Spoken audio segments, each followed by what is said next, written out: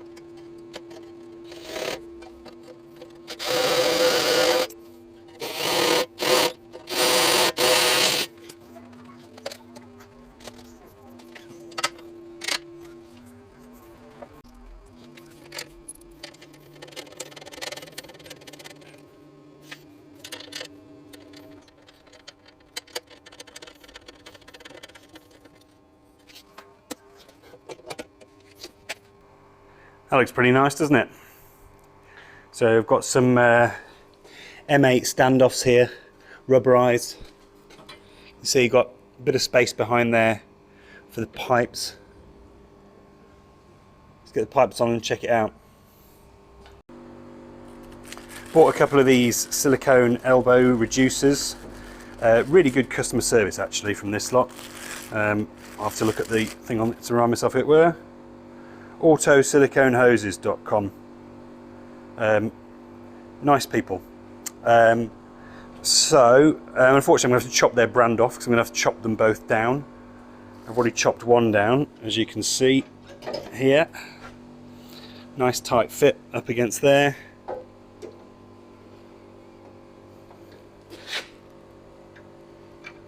Oh, come on, go on.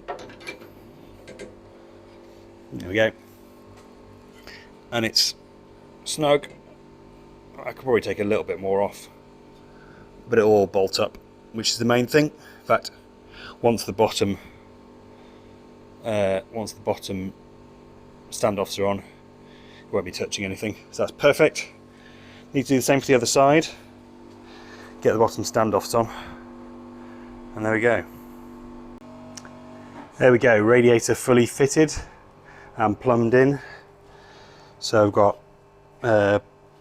pipe all cinched up with cable ties, which, as I say, I think I've said in a previous episode, works really well for me. No leaks. Running down, I'm not totally happy with how that's pressing against the chassis member. Might put some protection on that to make sure it doesn't rub too much, although when you're only doing a couple of thousand miles a year, it really doesn't matter that much.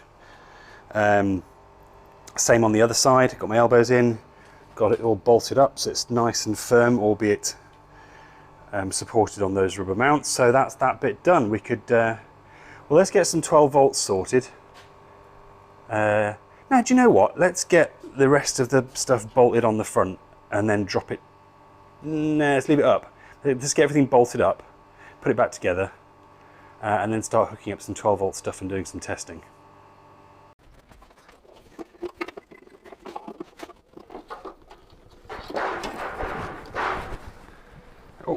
Give me a sec.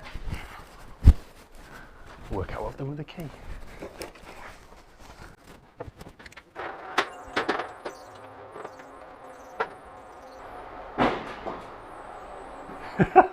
Takes a while. Somewhat tardy arrival. How you doing? You all right? Good to meet you. Yeah, likewise. Can I have a parking here? Yeah. Let's make some space. As you can see, we're having a picnic in the engine bay. Full safety protocol, safety peaches, safety drinks. But good fuel, because thanks to Chris, who's come to have a look at the car, come to give me a hand, helping me button things up and fill up the coolant. Got all the plumbing done and filled up with coolant, and because I forgot the keys to the car, using the jump points to, there we go, power up the pump and keep things moving. Headlights back in, bumper back on, finished up all the 12-volt wiring, so we've got power to everything now. So just going to work my way through, test that things work, test that things are powering up, test that the inverter comes up and the inverter UI comes up.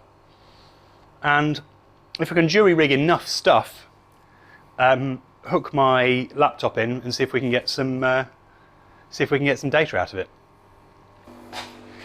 2 steps forward and 1 step back and all that. So we tested the resolver, not a very high sample rate, but getting a signal out of that, it looks like the resolver's working okay, which is good. Was going to go for wheels spinning, so went to hook up the high voltage junction box to the batteries and realised that I'd basically got the wrong cables the wrong way around. So no disaster or anything, just need to swap some cables around. It means the high voltage junction box isn't as neat as it was going to be, but it will work for now. Big progress. So forgetting the keys was a bit of a problem, so I've had to sort of jury rig a little link into the run mode and some power to everything, but that all works. My new setup on the high voltage junction box with the switch line on the contactor triggering cooling DC to DC and power to the heater, that's working great. The inverter's coming up, the throttle's working fine, the resolver's working fine as you saw. What I can't get to happen is the wheels to actually turn. I'm having a bit of trouble with manual mode on the inverter. So in normal run mode, if I put a bit of throttle on, I can hear the inverter whine. I can hear the coupler clunk, so the motor's clearly trying to turn.